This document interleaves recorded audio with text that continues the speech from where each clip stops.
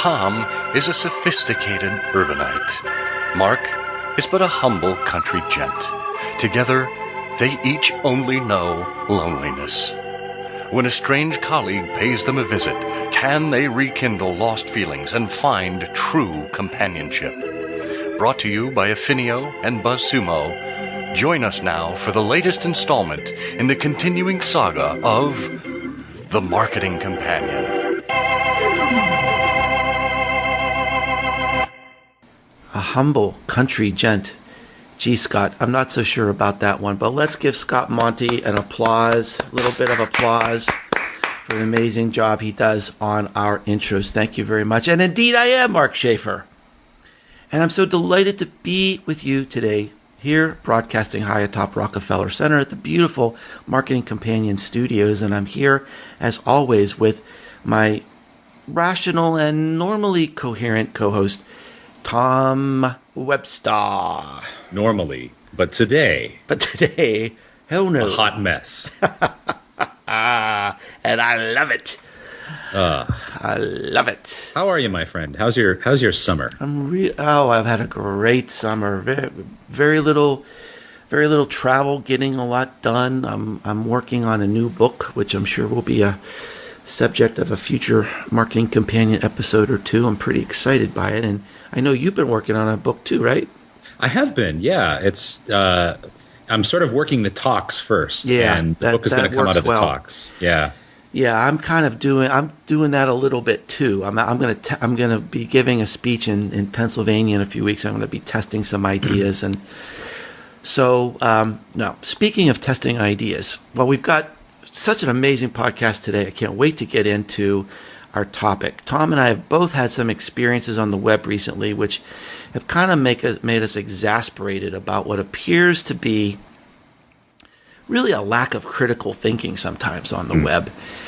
And what are the implications for business? I think there are. And we're going to talk about some interesting studies and some data points that I think will really get you thinking. But before we do that, I wanted really to apologize for both of us, really. I mean, I think that we've somewhat slighted the millennials in our podcasts with our obscure cultural references like Nipsey Russell, which, I barely know. And I'm from that era. And so what we'd like to do today is, well, frankly, we're going to copy BuzzFeed. We know that BuzzFeed has this popular quiz series that they do called Would You Rather? And it's red hot, and it's very, very simple. It's simply you ask some questions to unrelated scenarios that are kind of difficult to compare, and you maybe learn something about the other person. So Tom and I we've dug into BuzzFeed. We've come up with some actual scenarios on this Would You Rather quiz. And so we're going to test it out and just, again, we're just trying to be a little, hip. All right. So now, I've got one for you. Shall we try it? Yeah, sure. Okay. I'm game. Would you rather never see another ad before a YouTube video or never have to clean your bathroom? That's an easy one. Never have to clean my bathroom. Okay. See how simple? We learned something about Tom today. Tom doesn't like to clean his bathroom. Right. I was going to ask you, would you rather spend an afternoon with Nipsey Russell? No. Or Charles Nelson Riley? No, don't go there. That's going to thwart the entire thing. No more Nipsey stuff. No more Nipsey stuff. All right, then I'll go with this. Would you rather have an unlimited lifetime supply of free cheese or be able to cuddle with Thor himself, Chris Hemsworth? Well, I do love cheese. Now, are we talking about the Thor Chris Hemsworth or the Ghostbusters Chris Hemsworth? Let's make it a tough choice. It's the Thor. Ooh. Or free cheese. I think I better go with the cheese just to be safe. Well, so my question would have been, are we talking craft singles or are we talking some really dangerous, unpasteurized barnyard cheeses here? I don't care. I eat it all. Pasteurized or unpasteurized? Oh, man. We live dangerously on this show. Yes, we do. All right. Would you rather have dial-up for the rest of your life or fly on prop planes for the rest of your life? This is so easy for me. If you know me at all, I know. I would give up Wi-Fi for carrier pigeons to avoid prop planes for the rest of my life. I hate flying. I just got back last week from Park City, Utah, and boy, are my arms tired. Yeah, I would have the slowest 1200 baud dial-up modem to avoid prop planes. Easily. All right, here's mine for you. Would you rather only be on MySpace or live in Antarctica for a month? Well, they both seem like a form of punishment. Well, would I have Wi-Fi in Antarctica? You would have a telephone. I think I'd still take Antarctica over MySpace. Okay. What if your MySpace page was full of blinking GIFs? Blinking GIFs. Oh, blinking wow. GIFs. Yeah. Okay, you had me at blinking. All right, last one for you. Would you rather have your browsing history for a week published online or loudly crap your pants at work? Well, now define work, because I work from home. Well, let's see. Well, I think that's okay. Well, no, we can't be okay because I think it's implying embarrassment here. So, yeah. Let's say you're at a workspace. Let's say you're at Starbucks. I'm at Starbucks. Okay, Starbucks. yeah. Okay, yeah, I'd crap the Starbucks. You would?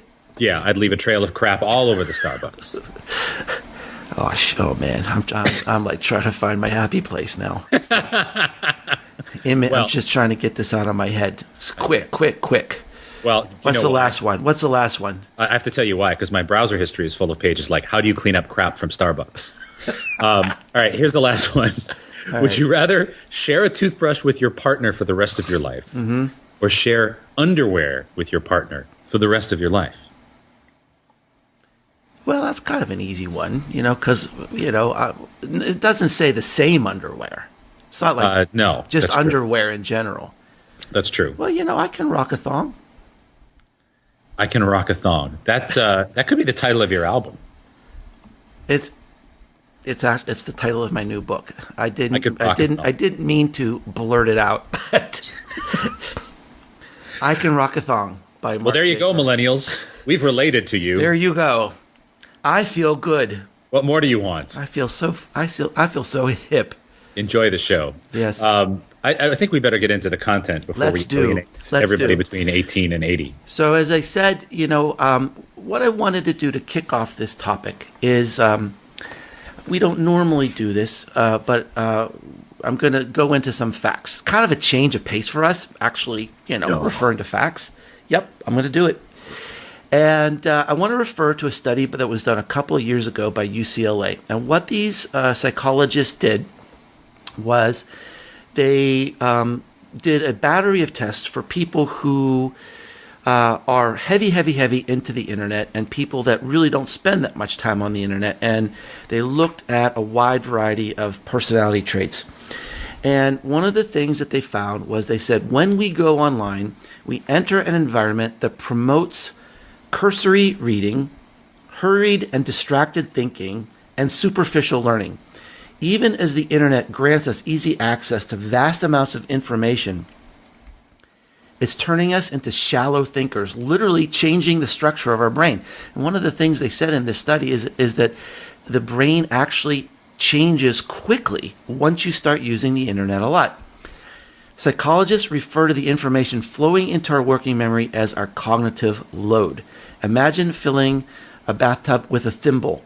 That's the challenge involved in moving information from working memory into long-term memory. When we read a book, the information faucet provides a steady drip, which we can control by varying the pace of our reading. Through our single-minded concentration on the text, we can transfer much of this information thimbleful by thimbleful, into long-term memory and forge the rich associations essential to the creation of knowledge and wisdom.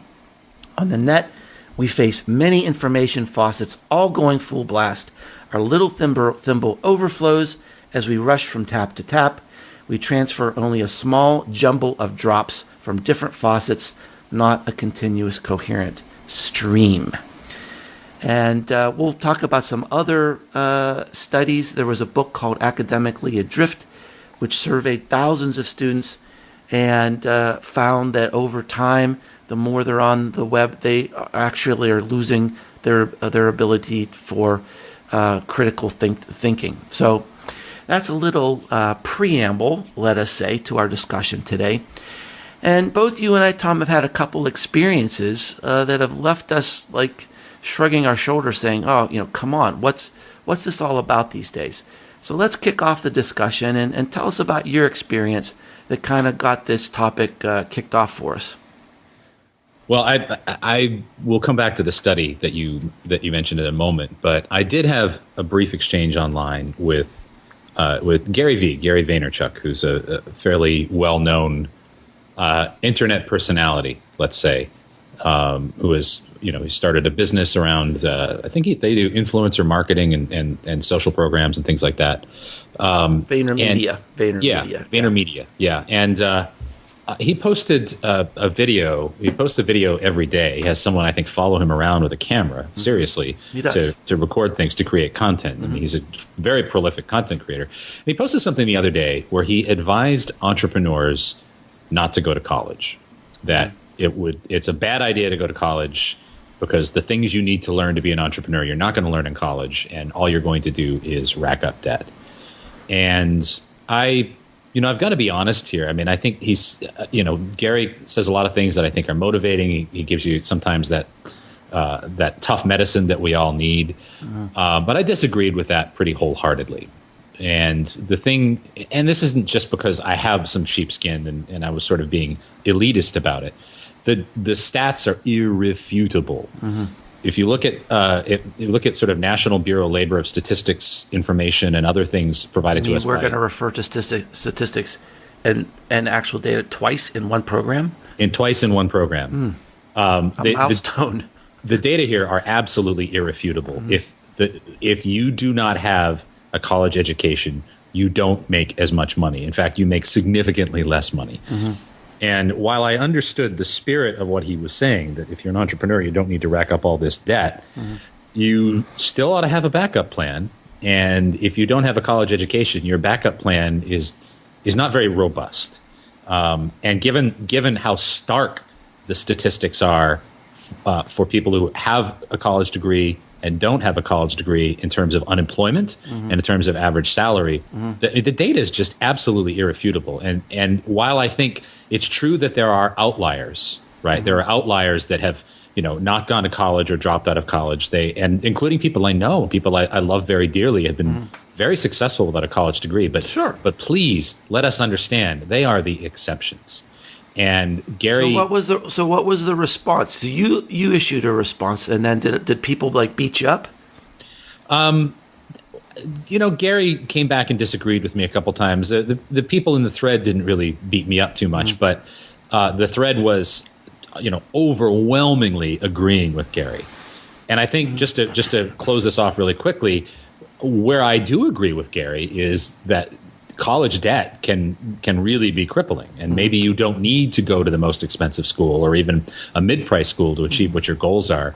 But to tell people they don't have to go to college struck me as irresponsible.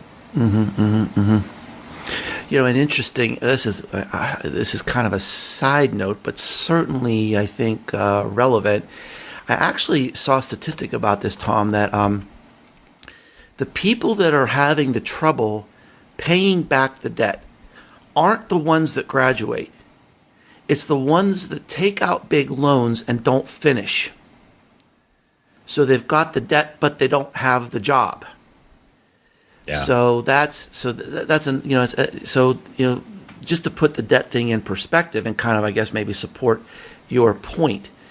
And I think one of the themes that I see, I just look on the web sometimes, and and people, the things that just people buy into without thinking it through, and what they repeat as fact, especially from people like Gary that a lot of people look up to, and like you, I mean, I admire Gary for what he's been able to achieve. I admire him for just the motivation he gives to people. And he's really created an amazing, beloved, he's become a beloved icon, and he works so hard. But I think deep down, every day, he must wake up and think, I can't believe I got away with that yesterday. I mean, just some of the things he says, and people just go for it, and they just love it. And I think that this advice that he talked about, not going to college, he does come from a somewhat limited perspective. And look, if you want to be a doctor or an engineer, being an entrepreneur isn't for everybody. I think having some life experiences, going to college, maybe working in a company for a while, that might be the best thing you can do to prepare yourself to be an entrepreneur. So anyway. Well, there's a study that some researchers from UC Berkeley and Stanford collaborated on a few years ago. It's called the Startup Genome Project. And in the Startup Genome Project, they analyzed within a period of time 3,200 high-growth tech startups. And guess how many of them failed? It's got to be 95%. Yeah, it was a skosh over 90, which is a horrifying number. Yeah. And we sort of lionize this culture of hustle and fail fast. Yeah. But that's failing too much. And if you fail, I mean, if over 90% of these ventures that we're being prodded to start and skip school and go do, if over 90% of them fail, what's the backup plan? Mm-hmm. What do you do next? Mm-hmm. And I mean, I guess there are people in the world that would just say, well, you pick yourself up and start all over again. That's fine if you have resources. That's fine if you have means. Yeah. But if you didn't go to college, for the most part, you're going to have a hard time getting those resources and getting those means. And again, there are exceptions. I really don't want to sound like I'm beating up my friends who did not go to college, because I'm absolutely not doing that. Yeah. But you're just referring to the facts. I'm referring to the facts that if you believe that you are genuinely an outlier, that you're that 1 in 10 who can succeed, go for it. Sure, go for it. But understand that the backup plan is potentially gruesome here. And I want to. Well, no, go ahead, Mark. You're going to say something. Well, I mean, and the other thing is, I mean, one of the things I truly, it's more than admire. I'm in awe of the ways that I'm learning, the new ways I'm learning about business that I'm learning from millennials and young people who are finding amazing new ways to start businesses. So there are a lot of opportunities out there. But the fact of the matter is, everything is stacked against you, and to get into this rah hype of, all you got to do is have an idea, have a dream, forget everything else, forget about money, forget about jobs, forget about college, just follow your dream, suffocate everything else. I mean, it's just you need more than that. I think an experienced business person would say you need something more than a dream. Or you're going to be part of that 95%.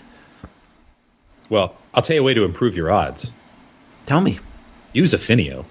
Love them. Affinio has a marvelous segmentation product that essentially allows you to discover groups of people that clump together by interest and not by demographics.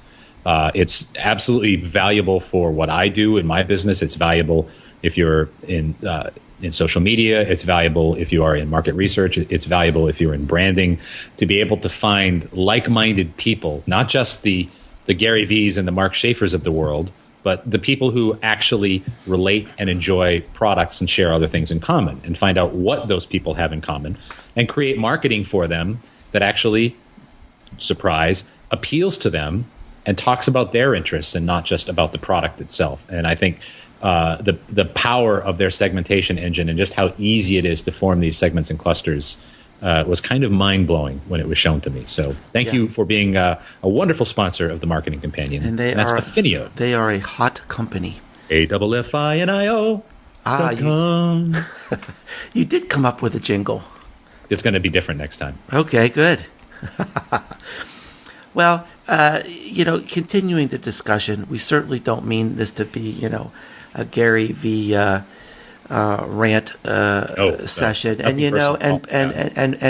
you got to give the guy props. He's done amazing things in his life, and he's a beloved figure, and I admire everything he's accomplished. But I don't expect everybody to agree with me either. It's something I've been seeing even on my blog is we used to get into some really good discussions, and I'm a little concerned that people don't seem to disagree with me anymore or as much, or at least they don't take the time to write about it. And some fan of the blog who's followed me for years actually disagreed with me in a blog comment this week, and I said, "Hooray! Thank you for disagreeing." Oh, I would have banned them for life. No, I live for that stuff. I need people to push me. A lot of times when I put out a blog post, I don't have all the answers. I'm just asking the questions. I'm just trying to learn like everybody else. So, I love when people leave comments. Well, that brings up, I think, an interesting spin on this. And here's, I think, something you and I might disagree on. Mm-hmm. The biggest difference, if you think about, you mentioned earlier reading a book. And when you read a book, it's this kind of solitary experience. And you process the information, and you weigh it based upon the neural network you have, and compare it to other pieces of information in your brain. Mm-hmm. Your brain decides how much to value it and where to store it. Theoretically, that process could be even richer on the internet, where you could read the thing and then pursue links to answer questions about the thing, or pursue links to gain a more context about the thing, right? Yeah. You could enrich your experience of reading. But what I would submit is killing critical thinking on the internet is comments. And what you just celebrated, the fact that you used to have these great discussions, if you just read something like Gary V's Don't Go to College post or something like that without comments, you would process it. You would think, okay, this is some guy's opinion. But you cannot avoid the fact that underneath that video are hundreds of people saying, "Preach it, Gary." Mm-hmm. And you just can't unsee that when you see it. And that's what's shutting off our critical thinking is comments. And I will bring up something here that a client of ours actually recently did. NPR just ended comments. Yep. And this was pretty widely reported. And one of the reasons why they ended comments was because they had tens of thousands of comments, but they were actually being made by a very small percentage of people. A very small number of people were leaving this vast majority of comments. And so a disproportionately small percentage of their audience was having this wide sway over how information is processed and how and the tone of the debate and the civil discourse. And it probably wasn't very civil. And it probably wasn't very civil. Because I've seen research that showed that the people who comment the most leave the least civil comments. Yeah. Because they spend so much time commenting, they don't read and thoughtfully process what's in the article. That's right. And it's really difficult, I think, to read something that you disagree with, as I disagreed with Gary's post, and then be exposed to hundreds of people saying, "Preach it, right on, Gary, you tell it." Yeah. It's kind of like going to a pep rally and being the one person in the audience going, "I don't know, I don't like this team." Yeah, that is it's really hard to get swept up in it. It's really a good observation, and I think there is something there. I mean, you predicted that I would disagree with you, but I'm not sure that I do, because I think social proof is very powerful. Wanting to be accepted is very powerful. Not wanting to confront someone who is regarded as an influencer is a powerful motivator. And also, I mean, thousands and thousands of people read my blog, but a very small percent, less than 2%, let's say, comment. And a lot of people tell me they don't comment because they say, well, I'm afraid of looking stupid. Well, if you've got all these other people doing the pep rally in the comment section, then certainly you're not going to comment.